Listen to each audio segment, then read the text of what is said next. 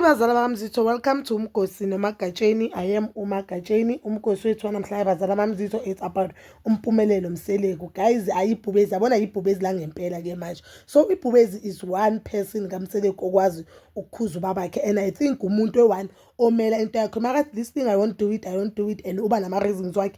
Ahlale ama reasons wakhe. He is one person ongavumi ukuthi alandele whatever Mseleku ayishoyo, because even if ngendaba kaPhumelelo kaMvuyokazi noTirel uyambona ukuthi umile entweni uthi no what ake ngibashade bawabona ngibona ukubashada ngizabashada, but not now, even though you know that uVuyokazi is no longer part of abantu bakaMseleku. She decided ukuphuma because of isidima sakhe, and of which I think it was best for her, but i-decision kaMphumelelo umile guys. So next week basivezile what we should expect on Uthando Sithembu season 8 episode 25 if I'm not mistaken guys. uMusa Mseleku uqala indaba yokuthi uSine utshela uMakhumalo noMangwabe that uSine uthi unenkinga, akathanda ukuhamba into zomndeni, and nje indaba kaSine nabo Makhumalo ukuthi akathanda into zomndeni because of abo Makhumalo abamkhulumisi. The reason guys enza ukuthi uMakhumalo noMangwabe bangakhulumisi uSine yakho ukuthi uSine went to a podcast last year, and on that podcast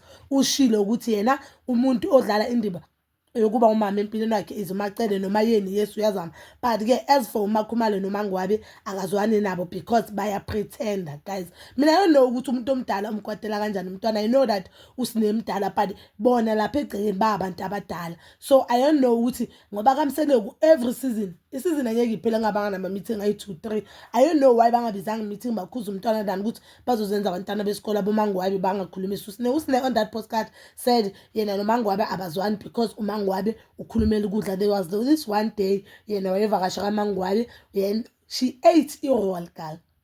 She ate irole, wathi maqeda ukudla le role uMangwabe wabanga umsindo wathi irole bokula bantwana besikolo. So uSine uyithathe ngendlela, you know, sometimes maybe uMangwabe bangabeki ngaleyo ndlela leyo, but maybe uMangwabe and bekafisa ukuthi uSine ngabe ushilo. Mara guys, ukudla ngeke usize senze idrama, and we all know ukuthi uMangwabe wayebeka kanjani kuSine yafika yahlala kanjani. Then as uMakhumalo uthi makayeka Makhumalo uyafila ukuthi she is not welcome there, even nomntana ka Makhumalo, which is Mpilo. Mara khona uMpilo uzohlala ekamereni uzofila nje the vibes ukuthi you know what, I am not welcomed here. The only place that she feels at home is ka Macele. Okay, nakamayeni ke uthi mayeni akana inkinga naye noma wrong umkhuza njengomzali. So uSine uke washo ukuthi after that podcast abomama bakhe laba bayithu abamkhulumisa. So Musa Mseleku wanted to start that thing ku family trip guys, and I felt as if uMpumelelo right ngokumkhuza ngoba lento leyenzeke kudala guys. There have been meetings lesasikhathi lesana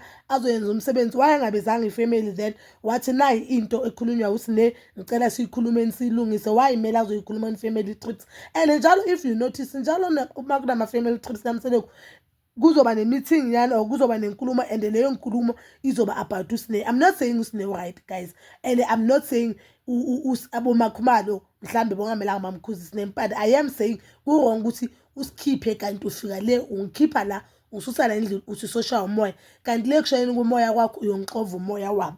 Yebo ukuthi wrong, ungisusa la endlini ngihlelela uthi siye ku family trip soke sibonde as family, kanti no uyelele kuyongicova umoya. This is wrong guys. I feel as if naye uSine ube wrong ukuthi asukume etafuleni kudliwa ayodlela phakathi athi ngoba abamkhulumisi beka expecteni vele bonye baze bamkhulumisa ngathi abamkhulumisa ngasendlini. And some of the things I think izinto mele bazikhulume basasendlini, not basebantwini guys. So I'm looking forward to see what will Mayeni say about this whole situation, and naye uMpumelelo no babakhe bazoyiceda kanjani. But I'm not happy ngebehavior kaMseleku, and uMseleku he is one person le unit ayifunayo uye futhi omunye umuntu ayidestroya guys. Let's just be honest. uMseleku uthatha indaba zalazise la uthatha indaba zala aka-act njengamanje uyibaba kaSine. uSine mara wrong bomele if yena they felt as if uSine wrong lezi zinto azisho lapha amanga bokumele abize uMakhumalo abize uMangwabe beze lapha emzumbe ngobayeka uMakhumalo abize uSine umntanakhe. uSine udla uMseleku ugcoka uMseleku support umntana kaSine. So uMseleku une right ukukhuza uSine mara wrong. Amtshela sithi Sine naba bomamakho ikhulunye indaba indlule kucoliswane if they feel as if abafuna ukuthelana amanzi, but ke babulisane because nokuthi nihlale ejaridini yona ngabulisane, that is disrespect guys. Let's just be honest. uSine yena ukudelela unabo abawrong bakhe, but I felt this time uMpumelelo he was right ukumele usine and he was right ukukhuza ubabakhe because that was not the place, not the time. But bazali bami Zitho, you can comment down below your thoughts and please don't forget to like, subscribe, share and hit that notification button. Nginethanda ukuya nokubuya.